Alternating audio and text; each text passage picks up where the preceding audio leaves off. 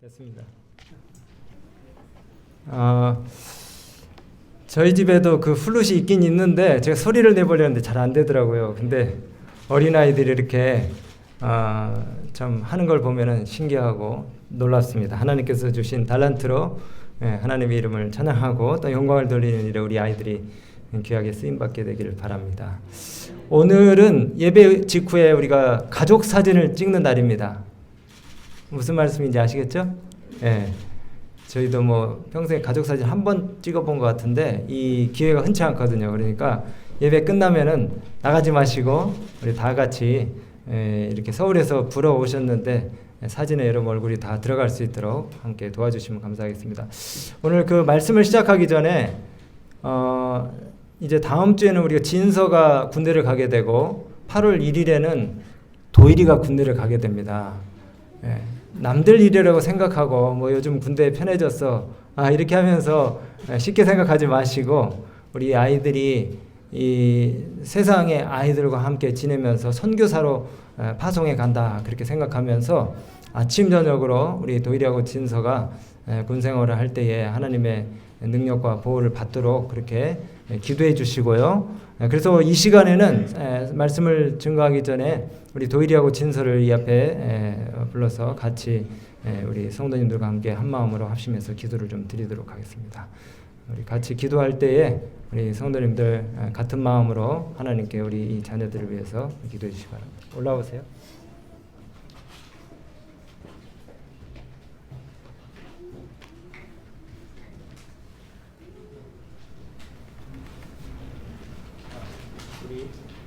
우리 무릎 꿇고 기도합니다.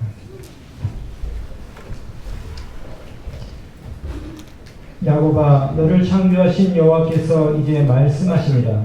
이스라엘아, 너를 조성하신 자가 이제 말씀하시느니라. 너는 두려워 말라.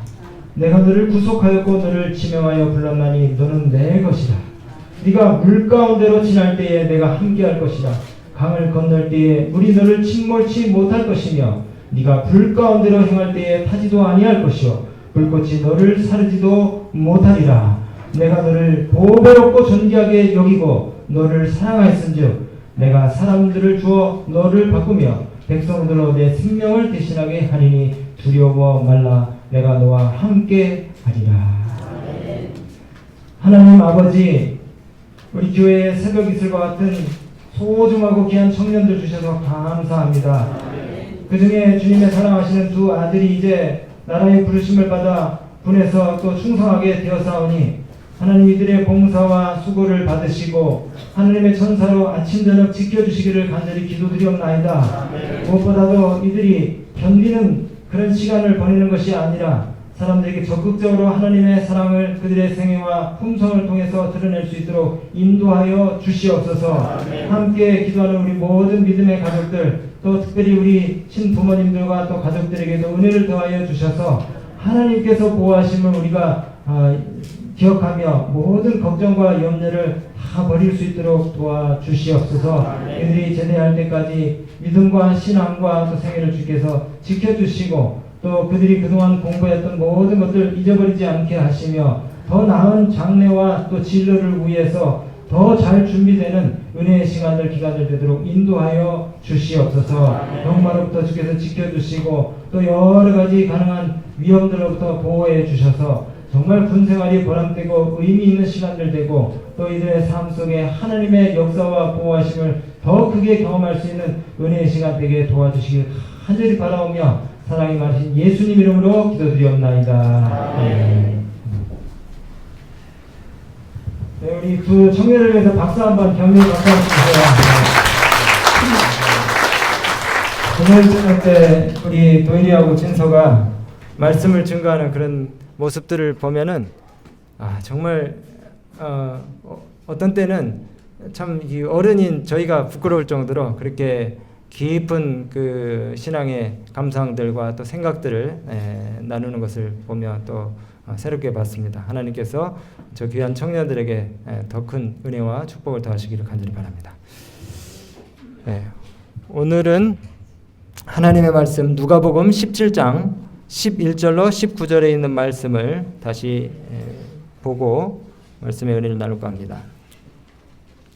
누가복음 17장 11절로 19절입니다.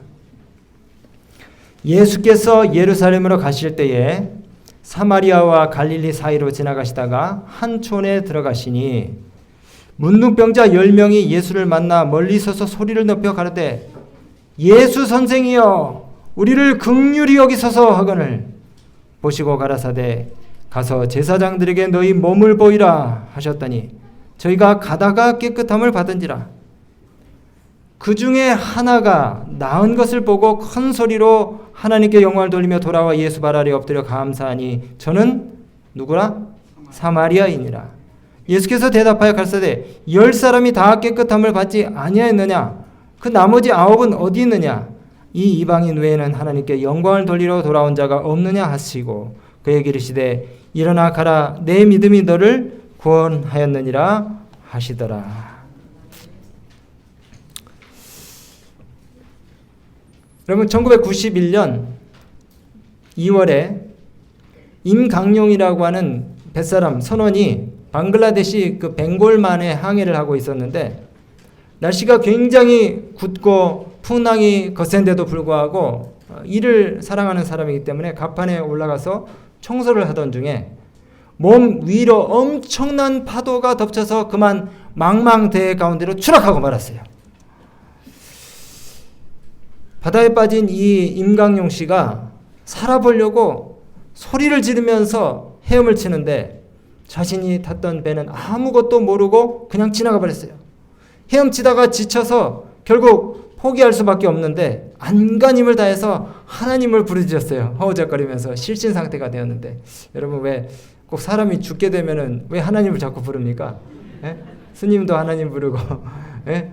그 무신론자도 하나님 부르고 근데 그때 갑자기 무언가 딱딱한 물체 위에 자기가 얹혀 있는 것을 그리고 물 위로 확 솟구치는 느낌을 받게 돼서 너무 놀랐어요. 근데 딱딱한 것이 다름 아닌 뭡니까? 거북이 등짝이었어요. 아 이제 순간 살았구나 하는 생각에 이제 이 거북이 등을 붙잡고 가는데 실종 6시간 만에 거북이 등에 나타난 이 자기 동료를 보고 뱃사람들이 깜짝 놀랐을까 안 놀랐을까요? 깜짝 놀랐어요. 그래서 이 희한한 광경에 이 신비스러운 거북이에게 이제 부디 아프지 말라고 쌀 한 자루를 이 기원한 뒤에 거북이 목에다 매달아주고 거북이를 내보내줬습니다. 그리고 전환을 당했던 이 임강용 씨가 이제 안전하게 고국으로 돌아오게 됐는데 더 신기한 거는요. 이 임강용 씨가 그 바다에 빠져가지고 거북이 등에 타고 온 그 순간에 자기 부인이 고향에서 거북이 그 방생 있잖아요. 방생. 거북이 사다가 물에다 놓아주는 그 방생을 이제 주기적으로 이 부인이 계속 해왔는데 그 주간도 자기 부인이 거북이를 방생하기 위해서 주문해 놓은 상태였대요. 그런데 그 기간 중에 이런 천우신조 같은 놀라운 일이 벌어진 겁니다. 참 신기하지 않습니까? 그래서 그 당시 신문에 이 기사를 이런 글로 마무리를 했대요. 동물도 받은 은혜를 잊지 않는다. 우연히 벌어질 수 있는 참 신기한 일 같지만 이 실화를 통해서 우리가 배울 수 있는 것은 은혜는 결코 뭐하지 말자? 저버리지 말자, 잊지 말자라는 그런 교훈입니다. 여러분 예수님이 예루살렘으로 돌아가시는 도중에 사마리아와 갈릴리 중간 지점에 지나가시면서 한 촌을 들르셨어요. 이곳에서 아마 사마리아인들과 문둥병자인데 유대인 문둥병자와 사마리아 문둥병자들이 함께 뒤섞여 살았을 것입니다. 12절에 보니까 사마리아와 갈릴리 사이에 한 촌이라고 성경 기록하는데 이 정보는 자세히 생각해 보면 굉장히 인상적인 의미를 우리에게 던져주고 있어요. 사마리아인과 갈릴리 유대 사람들은 그 당시에 끊이지 않는 적대감을 가지고 서로 증오와 편견을 가지고 살았었어요. 근데 지금 여기 같은 동네에 살고 있는 문둥이들, 정상인들한테 내쫓겨가지고 살고 있는 이 한촌에 살고 있는 이 문둥이들은 서로 간에 편견이 있었을까요? 없었을까요? 민족적 편견이 전혀 없어요. 왜 그렇습니까? 여러분 우리 동병상련이라 하잖아요. 동병상련. 질병 때문에 이 서로 정말 죽이지 못해서 안달인 두 민족이 서로 아픈 형편이 처지가 똑같으니까 뭐 하는 것입니까? 그냥 사랑하고 사는 겁니다. 육체적으로 정상일 때는 너무나 멀리하고 미워하고 그 다음에 편견에 사로잡혔던 그런 사람들이 같은 질병을 지금 갖게 되니까 어떻습니까? 서로를 이해하고 보듬어주고 감싸주고 그렇게 사는 것이에요. 여러분, 우리가 인생 사는 지혜를 여기서 배우게 되는데요. 내 자신이 문둥병 같은 그런 죄로 범벅이 된 중병자라면 미워할 사람도 증오할 사람도 질시하고 반목과 갈등 속에서 고전할 그런 사람도 없는 것이에요. 우리 모두가 다 죄의 문둥병을 갖고 사는 죄인임을 인정하시게 되길 바랍니다. 그럼 모든 사람을 다 편견 없이 사랑할 수 있는 것이에요.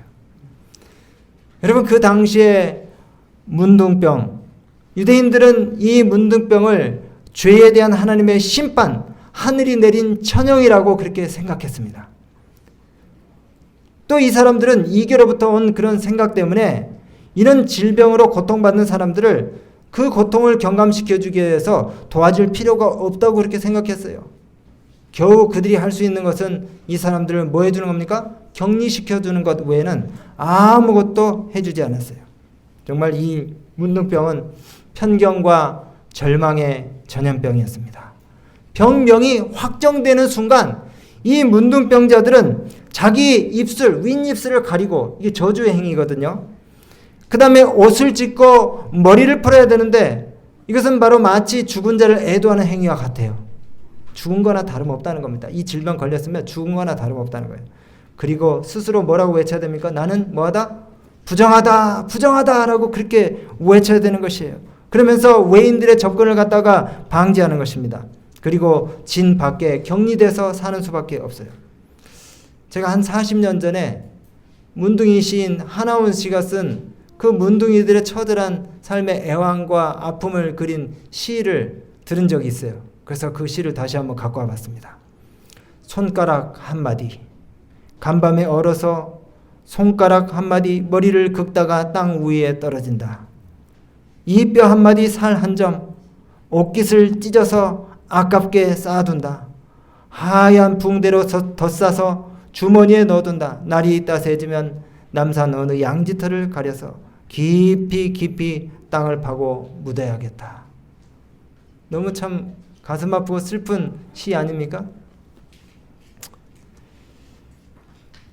이 성경은 자주 죄의 특성을 설명하기 위해서 이 문둥병을 이 죄와 비유를 합니다. 특히 문둥병이 가지고 있는 전염성과 치명성과 회복 불가능성이 죄의 무서운 속성과 닮았기 때문에 특별히 죄를 지은 사람들은 문둥병이라고 하는 벌을 받는다는 그런 왜곡된 편견들이 사람들에게 퍼지게 되었어요. 여러분, 그 레위기 13장에 보면은 나병의, 문둥병의 중요한 특징 가운데 하나를 전염성이라고 이렇게 기록하고 있습니다. 그래서 13장 여러 구절에 병이 피부에 퍼지면, 문둥병이 피부에 퍼지면 이라는 표현들이 많이 나오고 있습니다. 마치 죄의 속성과 같아요. 죄를 성경은 누룩으로 그렇게 표현해서 또 기록한 구절들이 많이 있는데 갈라디아 5장 9절이나 고린도서 5장 6절에 보면은 적은 죄의 누룩이 온 덩이에 퍼지느니라 이렇게 얘기했고요. 또 적은 죄의 누룩이 온 덩어리에 퍼지는 것을 너희가 알지 못하느냐 성경은 또 이렇게 얘기하고 있습니다. 그래서 죄와 문둥병의 공통점은 뭐라고요? 번지는 것입니다. 전염성이 있다는 것이에요. 그렇기 때문에 문둥병자들도 격리되어야 되지만은 죄로 인해서 우리 자신들이 그 허물 가운데 들어가게 되었을 때는 반드시 이 죄의 영향으로부터 우리 자신을 격리시켜야 될 필요가 있다는 사실을 우리에게 말해주고 있는 것이에요. 뿐만 아니라 죄악의 본질은 거룩하신 하나님과 공존할 수 없기 때문에 반드시 그 죄는 심판을 받고 그 다음에 불로 소멸을 시켜야 된다는 그런 힌트를 우리가 또 얻게 되는 것입니다. 그래서 레위기에 보면은 혼자 진영 밖에 격리되어서 살 뿐만이 아니라 또 옷에 문둥병, 곰팡이 균들이 있으면 그것을 뭐하라 그랬습니까? 불에 태우라고 했어요. 태우라고. 여러분 이제 영원한 소멸을 위해서 주님의 심판이 불이 이 땅에 내리게 될 때에 죄의 모든 흔적들이 다 소멸될 것입니다. 그리고 거룩함의 회복의 필요를 위해서 이 모든 것들이 불살라지는 그런 역사들이 일어나게 될 것이에요. 왜냐하면 적절하게 이 죄가 처리되지 않는다면 또 다른 죄의 오염들이 일어나게 될 것이기 때문인 것이에요. 여러분 이 문둥병은 또 신속하게 번지고 퍼지는 특성이 있습니다. 마치 나병의 이 번식력이 그러한 것처럼 죄도 마찬가지예요. 죄도 신속하게 그 영향이 퍼지게 되는 것입니다. 욕심이 잉태한 즉 죄를 낳고 죄가 장성한 즉 사망을 낳느니라. 문둥병이 또한 잠복성을 가지고 있는 것이 죄의 특성과 같습니다. 레위기 13장 24절로 28절에 보면은 화상에 의해서 그러니까 이 불에 데인 것에 의해서 퍼지는 나병에 대한 규례가 나와요. 물론 나병의 직접적인 원인은 아니지만은 나병의 균이 이 사람에게 잠복해 있다가 화상에 의해서 이것이 오랜 기간 머물러 있던 이 균이 회복이 돼가지고 이 병이 삽시간에 양성으로 드러나는 그런 경우를 이야기하는 것입니다. 죄도 마찬가지예요. 수년간의 잠복기를 거쳐서 마침내 어마어마한 무서운 결과들을 보이는 것이 바로 죄인 것이에요. 처음에는 아무것도 아닌 것처럼 우리가 생각하지만은 그것이 치명적인 결과들을 우리에게 가져다주는 것이 마치 문둥병과 같다는 것입니다. 이렇게 우리가 외형적이고 육체적인 나병을 통해서 내적이고 영적인 죄의 치명성과 무서움을 철저히 우리가 깨닫고 성령의 능력 가운데서 회개함으로 위로부터 내려오는 치료의 은혜들을 경험해야 될 것입니다. 여러분 여기 중요한 한 가지 또 요점이 있는데요. 우리가 이 문둥병과 나병의 치료법은 알지 못하지만 분명한 건 성경의 이야기를 통해서 보면 아무리 치명적인 이 문둥병이라 할지라도 문둥병에서 나은 사람의 이야기가 있습니까 없습니까? 성경에 많이 있죠. 여러 번 있어요. 예수님도 이 땅에 계실 때에 나병 환자들을 많이 고쳐주셨습니다. 그러니까 회복은 뭐하다는 것입니까? 가능하다는 것이에요. 치명적이긴 하지만 회복은 가능하다는 것입니다. 그런데 이 회복의 역사가 힘이 내부적으로 일어나는 것이 아니고 외부적으로 임했다는 것이에요. 전적으로 예수님의 보혈의 공로, 그분의 은혜, 이 외부적으로부터 주어지는 능력과 힘에 의해서 이 사람들이 회복이 되었다는 것입니다. 여러분, 우리 영적인 상태와 똑같지 않습니까? 죄로 범벅이 되고 죄 그 자체 덩어리인 우리 상태의 모습을 주님께서 우리를 위해서 십자가에 달려 돌아가신 그 은혜로 인해서 우리를 고치신다는 사실인 것이에요. 우리의 형편에 대해서 이사야 1장 5절에 이렇게 얘기하고 있습니다. 온 머리는 죄로 병들었고 온 마음은 피곤하였으며 발바닥에서부터 머리까지 성한 곳이 없어 상한 것과 터진 것과 새로 만든 흔적뿐이다. 그렇게 얘기했어요. 우리가 오늘 이렇게 깨끗한 용모로 근사한 차림으로 교회에 다 와서 앉아있지만 우리 속 사람들을 생각해보면 얼마나 추하고 더러운지 몰라요. 예수님께서 지난 우리 생애를 갖다가 파노라마처럼 이 LED 스크린에다 다 띄워주신다면 여기 부끄러워서 앉아있을 사람 아무도 없을 것입니다. 정말 머리 끝에서부터 발끝까지 죄투성인 것이 우리예요. 그런데 그렇게 영적으로 완전히 병든 우리를 구원하시기 위해서 예수님이 십자가에 달려 돌아가셨다는 사실을 우리가 생각해야 되는 것입니다.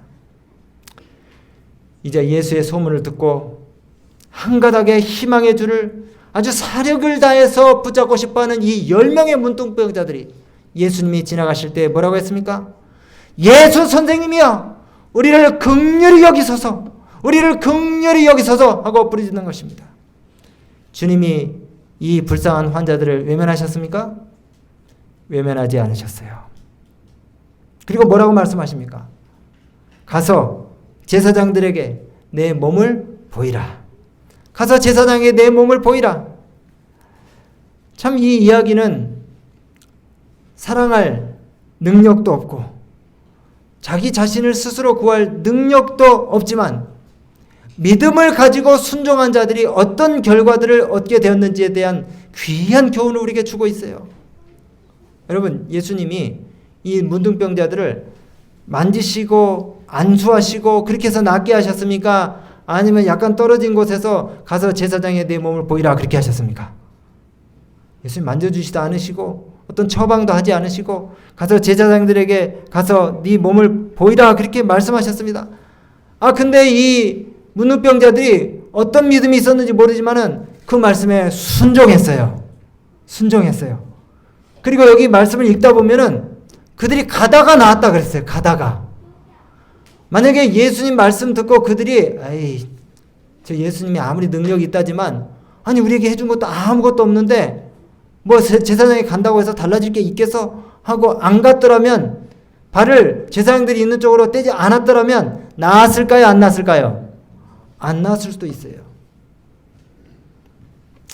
여러분 어쨌든 이 10명의 문둥병자들이 예수님의 놀라운 능력으로 치유함을 받게 되고 그들의 믿음이 놀라운 결과로 보상을 받게 되었습니다. 그런데 10명의 문둥병자들이 다 치유함을 받았지만은 예수님께 와서 살해한 사람은 몇 명입니까? 겨우 한 사람. 참 우리가 살면서 은혜를 많이 입어요. 우리 주변 사람들에게도 그렇고 저도 지난주에 얼마나 많은 분들한테 은혜를 많이 입었는지 몰라요. 근데 그 은혜를 쉽게 잊어버려요. 여기 참 안타까운 한 사례가 있습니다. 1967년에 그 충남 청양 구봉강산에서 그 갱도에서 일을 하다가 양창선 씨라고 하는 사람이 갇혔어요. 무너져가지고 갱도가. 지하 125m의 갱도에 갇혀서 도시락과 지하수로 연명을 하다가 매몰을 당한 지 15일 만에 구출이 됐습니다. 근데 이 사람의 이 기적적인 구출 소식이 매스컴을 타고 쫙 퍼지니까 전국에 있는 우리 국민들이 이 사람을 갖다가 돕기 위해서 온정의 손길을 보냈어요. 그래서 뭐 사과도 보내고 그다음에 돈도 보내고 신문사 방송사를 통해 가지고 여러 가지 물질적인 후원도 하고 그래서 이 사람이 졸지에 부자가 되어버렸습니다. 부자. 엄청난 재산을 갖게 됐어요. 여러분 이만하면은 그 국민들이 베푼 은혜에 감사해서 건전하게 열심히 살아야 되지 않겠습니까? 근데 이 사람이 그 국민들이 보낸 온정의 손길들을 다 잊어버리고 그 모든 은혜들을 갖다가 다 잊어버리고 가산을 다 탕진하고 노름하면서 의미 없는 삶을 살고 있다라는 그런 소식이 뉴스를 통해서 전해졌어요. 참 이 사람이 은혜를 입은 후에 삶을 어떻게 사는지 굉장히 중요합니다.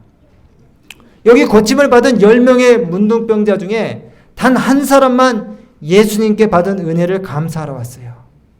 어쩌면 우리도 그런지 모르겠어요. 많은 은혜들을 입고 살지만 그 은혜를 쉽게 잊어버리는지 모르겠습니다. 그래서 고대 로마의 철학자 세네카는 모든 죄악보다 더 나쁜 악은 배은망덕이다 그렇게 얘기했습니다. 여러분 우리 배은망덕한 사람들 되지 말게 되시 바랍니다. 저도 이제 오늘부터는 참 은혜를 갚는 삶을 살아야 될 것 같아요. 특별히 우리 사람에게도 그렇지만 하나님께 여러분 배은망덕하지 마시기 바랍니다. 하나님 얼마나 답답하시면은 이사야 1장 3절 이런 말씀하실 거예요. 소도 그 주인을 알고 나귀도 주인의 구유를 알건만은 이 백성들은 나를 알지 못하고 나의 백성들 진짜 깨닫지 못하는구나. 주님 이렇게 말씀하셔요. 얼마나 답답해서 하시는 말씀입니까? 그들이 참 멸시하는 유대인들이 멸시하는 사마리아 사람들, 이 사마리아 사람, 다른 유대인들은 다 하나님의 예수님의 은혜를 다 잊어버렸는데 사마리아 사람은 그 은혜를 잊지 않고 주님께 돌아와서 이 주님의 은혜에 감사하여 무릎을 꿇었어요. 엘렌 G 화이트의 글 여러 구절에 이 감사하기 위해서 돌아온 사마리아인에 대한 이야기를 이렇게 많이 표현하고 있습니다. 마음의 감동을 받지 못한 무분별한 9사람처럼 되어서는 안 될 것이다. 침묵하는 9사람처럼 절대 되지 말라. 화이트님께서 여러 이 책 속에 그렇게 기록하고 있습니다. 여러분 감사할 줄 아는 사람들, 은혜를 헤아릴 줄 아는 사람들이 다 되시기 바랍니다. 은혜를 모른 채 감사하지 않는 것, 이것은 정말 죄 가운데 큰 죄예요. 그래서 시편 116편 12절에 여호와께서 내게 주신 은혜를 무엇으로 보답할꼬 하는 이 다윗의 고백과 찬양이 여러분의 고백과 찬양이 되시기를 간절히 바랍니다. 감사는 경건한 심령들이 하나님의 인도하심과 은총의 꽃으로부터 딸 수 있는 생명의 꿀이다, 그렇게 얘기했어요. 오늘 제가 이제 말씀을 정리하면서 여러분, 이런 그 산문 어떻습니까? 촛불 보고 감사하면 우리 주님은 달빛을 주실 것이고, 달빛 보고 감사하면 우리 주님은 햇빛을 주실 것이며, 햇빛 보고 감사하면 주님은 주의 영광을 우리에게 비춰주실 것이다. 여러분, 행운의 손바닥에 우리가 얼마나 많은 것들을 쥐고 있느냐, 이것이 중요한 게 아니에요. 이게 행복과 아무런 관계가 없습니다. 우리 마음속에 감사한 생각이 있으면 우리는 파멸의 노를 벗어버리고 정말 더 많은 것들을 우리가 얻을 수 있는 축복의 노를 젓고 있다, 그렇게 얘기했어요. 그래서 어떤 공부보다도 먼저 감사할 줄 아는 법을 배우고 그 공부를 하라고 그렇게 이야기합니다. 오늘 우리를 죄 가운데서 구원해 주신 예수 그리스도를, 그분의 은혜를 우리가 기억하게 되시기를 간절히 바랍니다.